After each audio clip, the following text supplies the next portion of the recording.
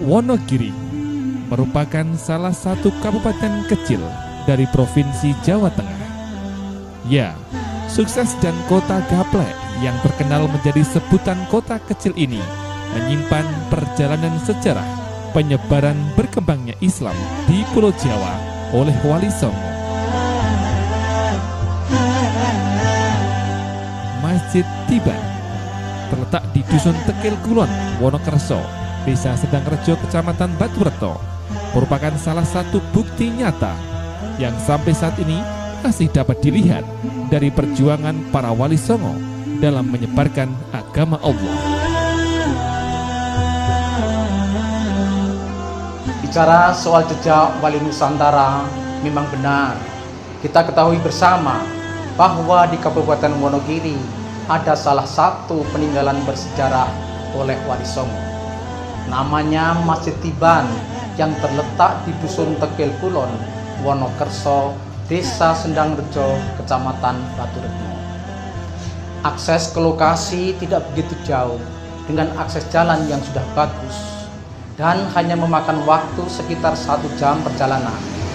Bagi kami selaku Kepala Kantor Kementerian Agama Kabupaten Wonogiri menganggap Masjid Tiban ini adalah salah satu bukti nyata perjuangan para wali Allah dalam menyebarkan agama Islam khususnya di Pulau Jawa. Masjid Tiban ini sudah hampir 600 tahun dengan arsitek bangunan yang masih asli sampai sekarang. Tentu hal ini menjadi saksi perjuangan para wali Allah dalam menyebarkan agama Islam. Bagi kaum muslim yang ingin mengenang atau menelusuri jejak perjuangan Wali Songo di Kabupaten Wonogiri ini, tidak ada salahnya jika mencoba untuk berkunjung di Masjid Tiban ini. Untuk menuju Masjid Tiban, Dusun Tekil Kulon, Wonokerso, Sendangrejo, Kecamatan Baturetno, membutuhkan waktu sekitar 1 jam dari kota Wonogiri. Bersama dengan perwakilan Pok Jaluh Kabupaten Wonogiri, kita akan bersama-sama menelusuri jejak Wali Nusantara.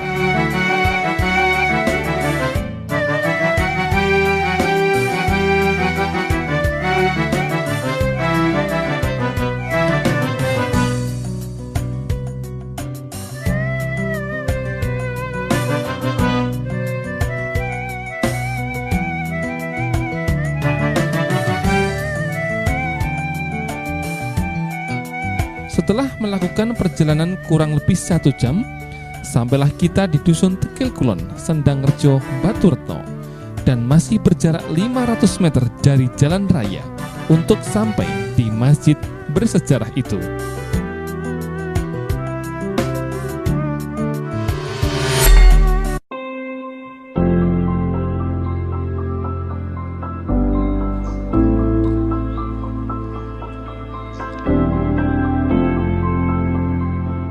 Inilah Masjid Tiban, peninggalan Wali Songo itu. Bangunan ratusan tahun yang dibangun oleh Wali Songo dengan kayu jati ini nampak masih kokoh dengan struktur bangunan kuno zaman dulu. Diceritakan Mbah Slamet, konon sejarah itu dimulai dari rintisan mendirikan Masjid Demak. Dalam usaha membangun Masjid Demak itu, para wali mengalami kesulitan untuk mencari kayu jati pilihan. Dengan kelebihan batinnya, Sunan Kalijogo menemukan tempat kemana mereka harus melengkapi kayu bangunan itu. Disebutlah kemudian oleh Sunan Kalijogo suatu tempat yang harus ditempuh dengan menyusuri sungai yang kemudian disebut Bengawan Solo sekarang ini. Adapun tempat yang dimaksud Sunan Kalijogo itu tidak lain adalah sebuah hutan jati yang dahulunya ditanam oleh seseorang yang bernama Ki Ageng Donoloyo. Maka tempat itu dikenal dengan Alas Donoloyo yang terkenal jatinya hingga sekarang.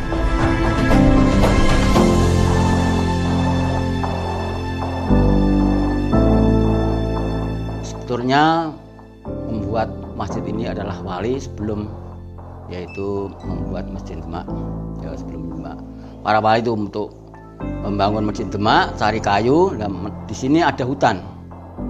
Ada hutan, dia belum, namun hutan belum bisa untuk ramuan Masjid Demak. Lalu dia mendirikan yaitu sebuah masjid kecil ini yang motifnya sama dengan Masjid Demak. Jadi para wali itu mencari kayu, sebelum mendapatkan kayu yang besar itu membuat masjid dulu. Setelah di sini munajat kepada Allah, diberi petunjuk pada Allah, di sana ada kayu yang berat Masjid Demak bisa atau yang besar. Dia setelah mendapat itu, dia pergi ditinggal saja masjid ini, ditinggal bangun Masjid Demak. Para wali munajat buat Demak.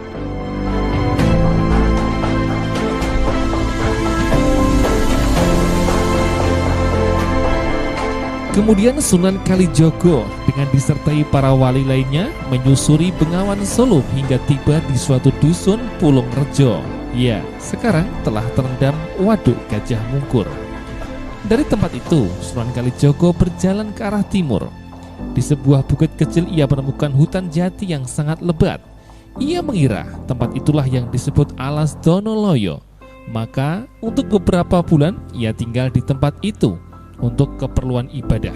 Kemudian ia membangun sebuah masjid kecil.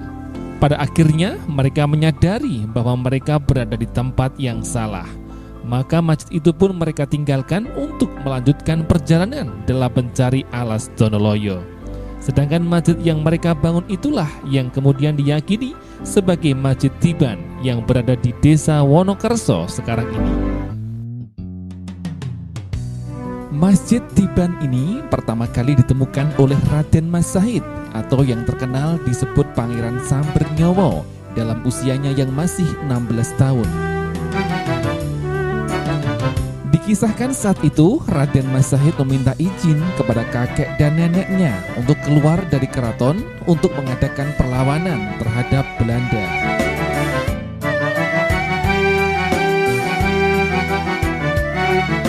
Yang menemukan masjid pertama kali, masjid kuno ini adalah Raden Mas Sahid atau Sambernyowo. Dia pada waktu itu masih berumur 16 tahun, yaitu minta izin kepada neneknya untuk melawan Belanda atau Komuni. Dia dibolehkan keluar, itu berhubung tentaranya kalah banyak dan ya mungkin peralatannya lengkap Belanda, untuk dia kesasar dari Melayu ke selatan atau lari ke selatan. Dia bersembunyi di semak-semak. Jadi semak-semak itu adalah untuk bersembunyi Raden Mas Sahid di waktu dikejar oleh Belanda. Pada waktu itu Belanda sudah kehilangan lacak, sebab di sana di sini ada lantas dia kembali setelah aman. Raden Mas Sahid keluar dengan bala tentaranya keluar. Setelah keluar, dia melihat kanan ke kiri, ke atas. Ternyata yang dia untuk sembunyi, untuk menyelamatkan dia itu kolong masjid, yaitu di bawah Masjid Anjang ini, Pak. Dibangunnya aja kolong itu untuk sembunyi di masjid. Setelah melihat ke atas, dia, oh ini bangunan masjid. Lalu setelah dia pulang, yaitu berkata dengan neneknya, dia disuruh, yaitu neneknya menyuruh 3 orang, yaitu yang satu Kambali, yang kedua Kanapi, yang ketiga Duwono. Dia untuk merawat masjid ini, untuk membabat atau merawat. Nah ini jadi ini masih hutan, dibabat jadikan dusun. Maka untuk itu dia atau masjid ini disebut Masjid Tiban atau Masjid Kuno. Meskipun sudah berusia ratusan tahun, namun semua bahan dari Masjid Tiban ini 70% masih bahan asli dari Wali Songo dulu. Hanya ada beberapa yang memang sudah dipugar karena mengalami kerusakan. Kalau bentuknya sama, tapi sudah ada yang lapuk. Tahun 2002 itu direnovasi. Jadi yang masih bisa digunakan, yang ibarat diganti. Ada yang diganti dua. Memang cagak yang besar ini sudah diganti, yang gantiannya ditaruhkan di bawah atau di kolong masjid. Kalau mungkin rayap mungkin tidak ada, karena waktu yang pertama itu kayunya sudah tua, yang kedua waktu dipogar itu semua kayu dibersihkan, dicuci, lantas diobati. Mungkin kalau rayap tidak mau, kalau kena panas dan kena hujan mungkin bisa luntur. Keberadaan masjid bersejarah ini tentunya mengundang banyak orang, khususnya kaum muslimin, untuk menyaksikan langsung masjid bersejarah ini. Datang dari berbagai kota besar di Indonesia, bahkan sampai luar negeri datang ke Masjid Tiban. Sekedar untuk langsung melihat keberadaannya, bahkan juga tidak lupa bagi para pengunjung untuk beribadah di masjid ini sebelum mereka pulang. Dia setelah diliput oleh video manapun, menyebar luas, dia ingin tahu kok berita ini Masjid Tiban atau Masjid Kuno seperti apa bentuknya dan bagaimana keadaannya. Memang banyak sekali orang-orang yang mau tahu ke sini sewaktu-waktu, Pak, malam maupun siang, sore atau pagi. Kalau sampai di sini masuk itu kok terasa sejuk gitu nih. Pada hati itu tenang. Ya karena apa, entah itu tidak tahu saya. Kalau paling jauh itu, kalau mungkin tamu itu di buku kan sana, di buku tamu ada itu.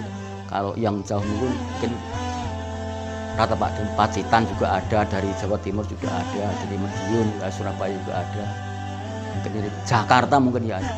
Kita berharap dengan munculnya video ini akan memotivasi kita sekalian betapa ketika kita melihat sejarah Masjid Tiban Wonokerso yang ketika itu dengan kondisi yang terbatas, fasilitas terbatas, dan apapun juga sangat terbatas, tetapi bisa munculkan satu situs, satu tempat yang bersejarah. Dan bagi seorang penyuluh agama, ini bagian dari upaya kita untuk berburu uswah, di mana semangat untuk berdakwah tidak kenal lelah, semangat untuk menyiarkan agama kita tidak luntur dengan keterbatasan. Kita lihat betapa Wonokerso yang dulu sangat gersang dan barangkali di tengah hutan saja masjid bisa muncul, masjid bisa terbangun dengan baik. Tentu saat ini yang kita rasakan, penyuluh agama tentu harus berupaya terus semangat untuk mendakwahkan ajaran Islam. Dan oleh karena itu, dengan munculnya video jejak Wali Nusantara ini, mudah-mudahan memotivasi kita untuk semangat dalam berdakwah, semangat dalam menyiarkan agama Allah, dan mudah-mudahan Allah meridhoi kita sekalian. Pada tahun 2020 ini, Masjid Tiban Wonokerso, Batu Ratna Wonogiri telah berusia 541 tahun dan telah ditetapkan sebagai cagar budaya serta dilindungi Undang-Undang Nomor 11 Tahun 2010 tentang cagar budaya. Meskipun bangunannya nampak lelah diserang ganasnya zaman, beberapa bagian kayunya telah lapuk, catnya terus memudar dibakar terik sinar matahari, juga diguyur derasnya hujan. Kalau bukan kita, siapa yang akan peduli dengan peninggalan wali nan bersejarah ini? Semoga kita semua termasuk kaum muslimin yang senantiasa mencintai dan melindungi peninggalan para kekasih Allah ini. Semoga video ini bermanfaat untuk kaum muslim semuanya. Salam tim Pok Jalo, Kabupaten Wonogiri. Assalamualaikum warahmatullahi wabarakatuh. Maha sempurna, tak ada yang menandinginya. Awali kebaikan dengan bismillah, serahkan semua pada Allah semata. Akhiri ucaplah alhamdulillah, segala